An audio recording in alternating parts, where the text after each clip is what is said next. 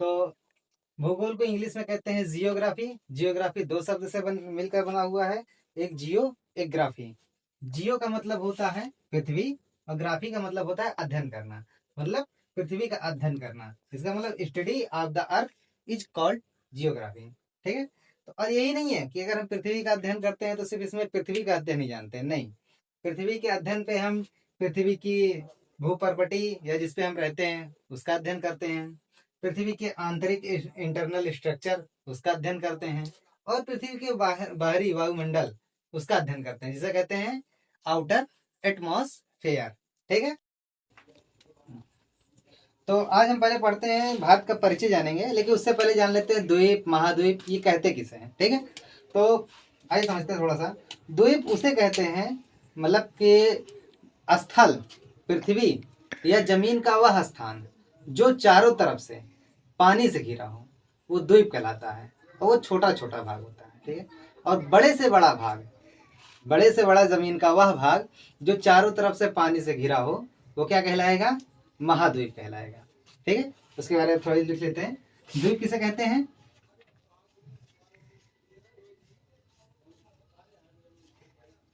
जमीन का वह छोटे से छोटा भाग जो चारों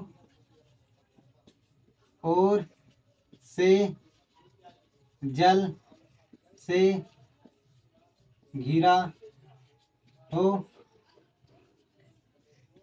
द्वीप कहलाता है।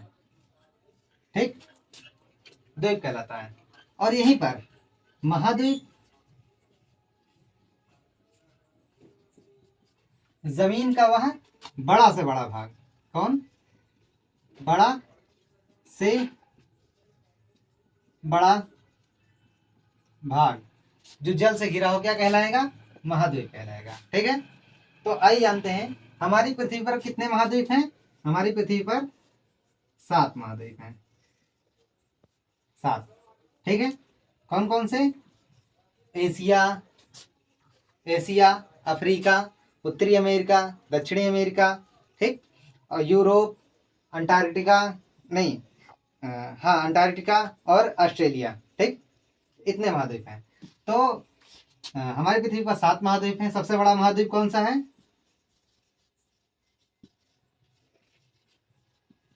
सबसे बड़ा महाद्वीप कौन सा है? एशिया। हमारी पृथ्वी का सबसे बड़ा महाद्वीप कौन सा है? एशिया। और एशिया महाद्वीप के दक्षिण में कौन लोकेटेड है? हमारा भारत। मतलब भारत एशिया महाद्वीप के कहां पर लोकेटेड है? दक्षिण में, दक्षिण में स्थित है। ठीक है। आइए जानते हैं अब थोड़ा भारत के परिचय के बारे में। ठीक, आइए जानते हैं भारत के परिचय के बारे में थोड़ा सा। किसके बारे में? भारत के बारे में। भारत के बारे में थोड़ा जान लेते हैं। भारत के बारे में जानने से पहले थोड़ा सा हम गोलार्ध के बारे में जान लेते हैं। ठीक है। तो ये रहा, ये रही हमारी पृथ्वी, मैं साथ में लेकर आया हूँ अपने साथ। ठीक है। तो हम जानते हैं कि पृथ्वी के बीचों बीच से एक रेखा जाती है जिसे कहते हैं भूमध्य रेखा। इसे इक्वेटर कहा जाता है इंग्लिश में। क्या कहते हैं? इक्वेटर, इक्वेटर या विषुवत रेखा।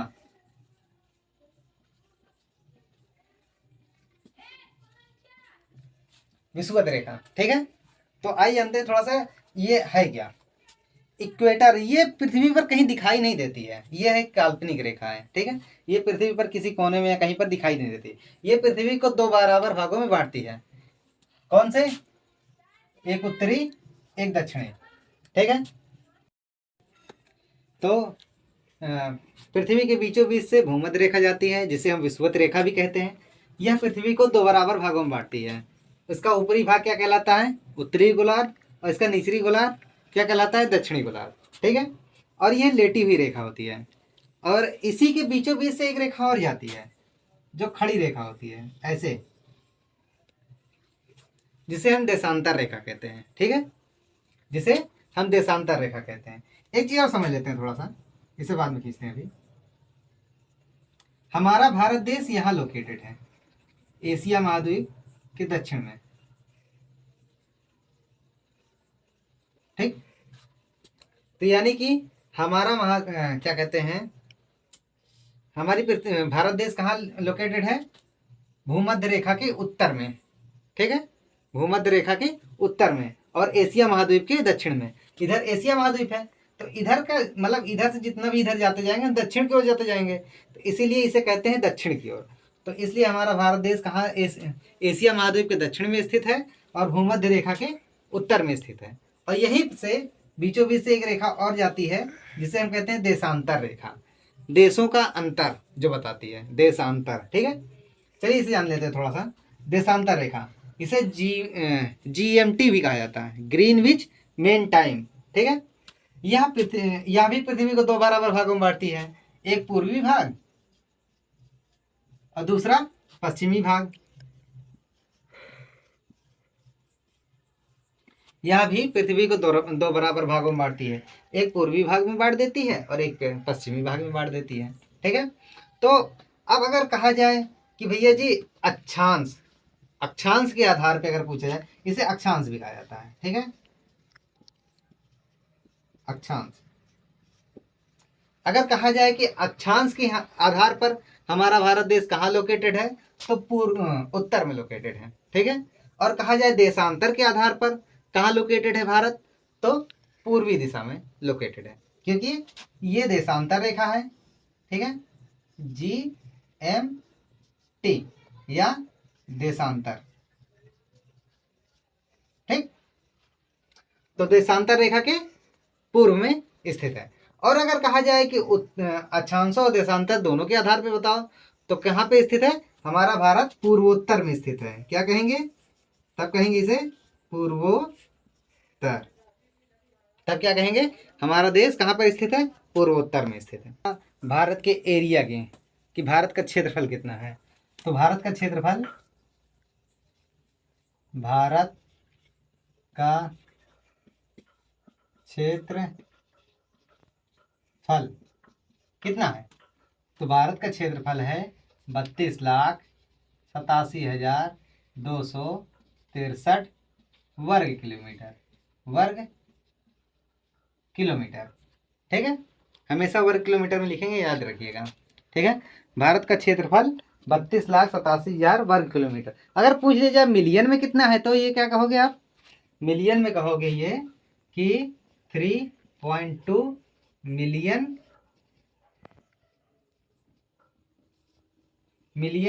वर्ग किलोमीटर। ठीक है, ठीक, यहां तक तो चलिए ठीक था। लेकिन अगर फिर पूछ लिया जाए कि लाख में कितना है, तो क्या कहोगे? 32.8 लाख वर्ग किलोमीटर। ठीक, समझ में आया? चलिए इसी पे बात करते हैं थोड़ा सा आगे, कि यह पूरे एरिया का कितना परसेंट है। तो भारत विश्व का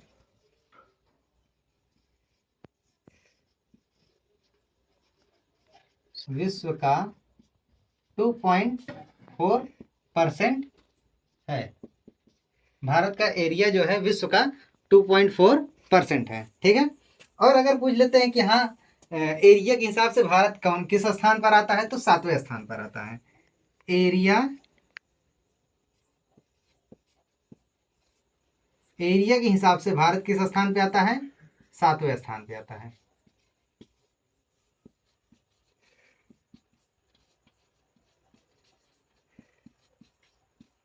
भारत आता है। अच्छा, 7वें स्थान पर आता है, तो पहले और दूसरे स्थान पर कौन आता है, ये कैसे जानेंगे? तो इसके लिए एक ट्रिक है। कौन सी? रुक, चीन, अब आया भारत। ठीक, चलिए रूस से हो गया रूस का से हो गया कनाडा, ची से चीन तो है ही है, ठीक। आ से अमेरिका, बा से ब्राजील, आया से ऑस्ट्रेलिया,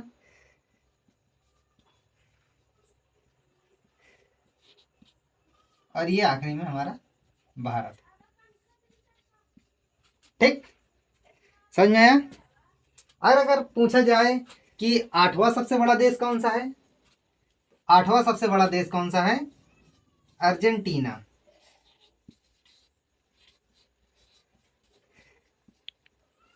ठीक। आठवां सबसे बड़ा देश कौन सा है, अर्जेंटीना, ठीक। ये तो रहा एरिया के हिसाब से, एरिया के हिसाब से हमने पढ़ लिया। अब जनसंख्या के हिसाब से हम जानते हैं, जनसंख्या के हिसाब से हमारा भारत देश दूसरे स्थान पर आता है, पहले स्थान पर आता है चीन यानी कि चाइना, ठीक है। और अगर टॉप 5 कंट्री की बात की जाए तो पहले कौन आता है, पहले चीन आता है, फिर भारत, फिर यूएशिया, फिर इंडोनेशिया, फिर पाकिस्तान। यूएसए का मतलब होता है अमेरिका, ठीक। चलिए, और एक चीज़ और, आप लोग बहुत लोग आप लोग कह रहे हो कि हाँ पहले नंबर पे अब पहले नंबर पे भारत आने लगा है, दूसरे नंबर पे चीन आता है। तो वो एक रिपोर्ट आई है UN, United Nations world population dashboard, इसके हिसाब से हमारा भारत पहले नंबर पे और चीन दूसरे नंबर पे आता है, ठीक है। लेकिन 2011 की जनगणना के अनुसार भारत की जनसंख्या कितनी थी, 121 करोड़। तो वर्तमान में हमारे भारत देश के पास कितने राज्य हैं, 28 राज्य हैं और 8 यूनियन टेरिटरी है, मतलब केंद्र शासित प्रदेश हैं।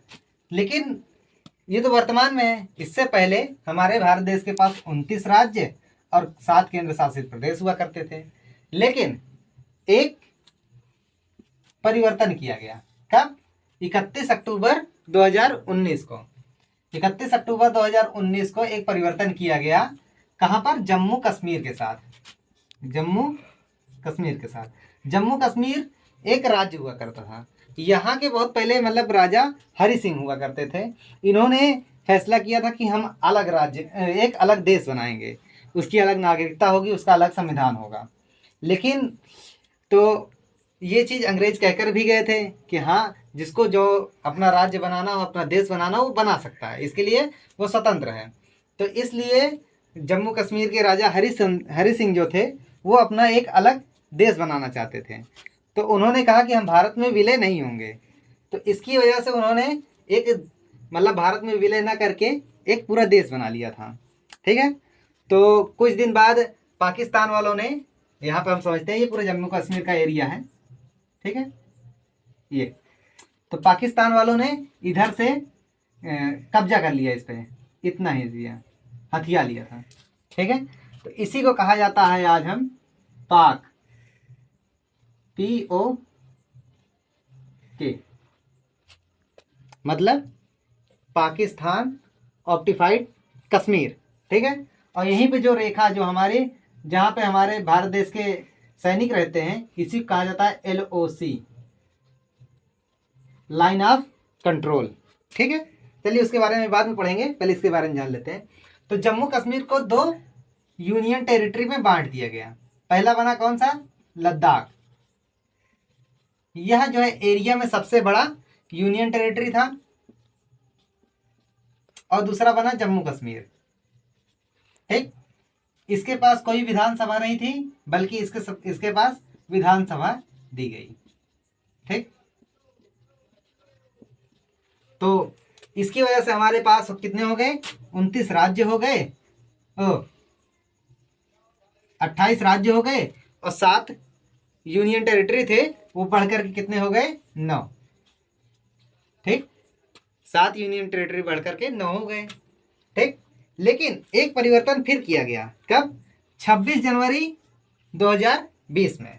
यहाँ पर दादरा नगर हवेली और दमन दीव, इन दोनों को मिलाकर मर्ज कर दिया गया, मतलब एक कर दिया गया। तो ये दोनों केंद्र शासित प्रदेश एक हो गए।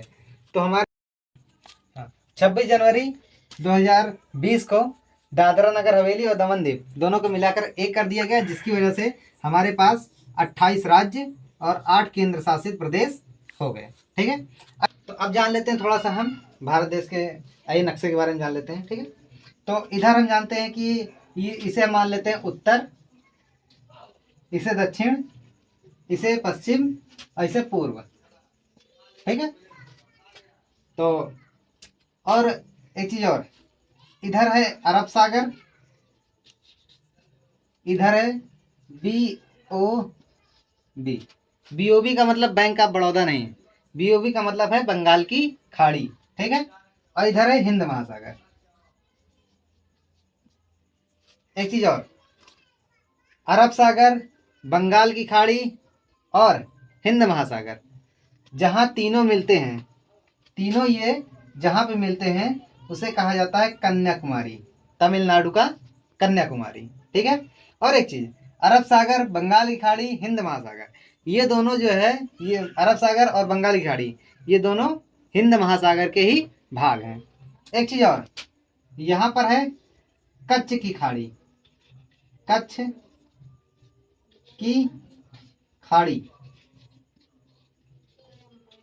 और यहीं पर स्थित है खंबात की खाड़ी। यहाँ पर है कच्छ की खाड़ी, यहाँ पर है खंबात की खाड़ी, इसे बंगाली खाड़ी कहा जाता है। यहीं पर, यहाँ तो श्रीलंका है हम जानते हैं, ठीक, यहीं पर है पाक की खाड़ी और यहीं पर है मन्नार की खाड़ी। खाड़ी किसे कहते हैं? खाड़ी का मतलब होता है कि पानी का वह भाग जो तीन ओर से जमीन से घिरा हो, खाड़ी कहलाता है।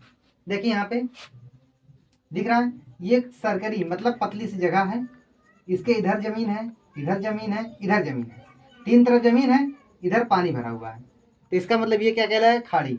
यहीं पे ये देखिए पतली जगह, ये भी खाड़ी, ये भी देखिए खाड़ी, ये सब खाड़ी है। आइए जान लेते हैं थोड़ा सा कि अब भारत का सबसे उत्तरी बिंदु क्या कहलाता है। भारत के सबसे उत्तरी बिंदु को कहते हैं क्या? इंदिरा कौल, इंदिरा कौल। ठीक, भारत के सबसे दक्षिणी बिंदु को क्या कहते हैं? कन्याकुमारी। ये कहाँ पे स्थित है? तमिलनाडु में। अगर पूछा जाए कि भारत का सबसे उत्तरी राज्य कौन सा है, तो हिमाचल प्रदेश। कौन सा है? HP। ठीक, हिमाचल प्रदेश। और सबसे उत्तरी यूनियन टेरिटरी कौन सी है? तो वो है लद्दाख। ठीक, और एक चीज, आते हैं भारत के सबसे पूर्वी बिंदु पर। तो भारत का सबसे पूर्वी राज्य कौन सा है? AP, अरुणाचल प्रदेश। और सबसे ज्यादा सबसे पूर्वी बिंदु कौन सा है? तो क्या है? किबिथू।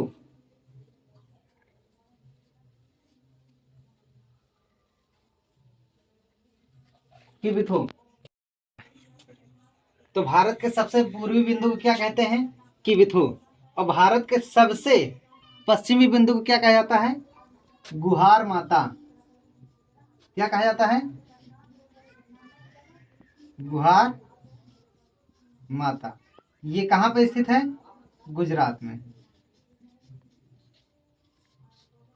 गुजरात में स्थित है। और एक चीज, भारत की जो सबसे पूर्वी बिंदु है और सबसे पश्चिमी बिंदु है तो जान गए, लेकिन कन्याकुमारी को केप कुमेरिन भी कहा जाता है। ठीक है, यहीं पर हम जानते हैं कि हमारा अंडमान निकोबार द्वीप समूह भी स्थित है।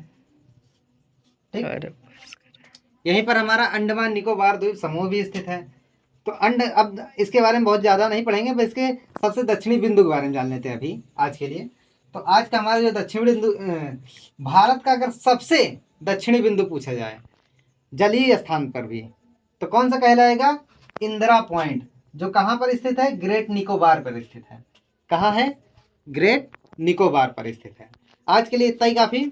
अगला टॉपिक कल।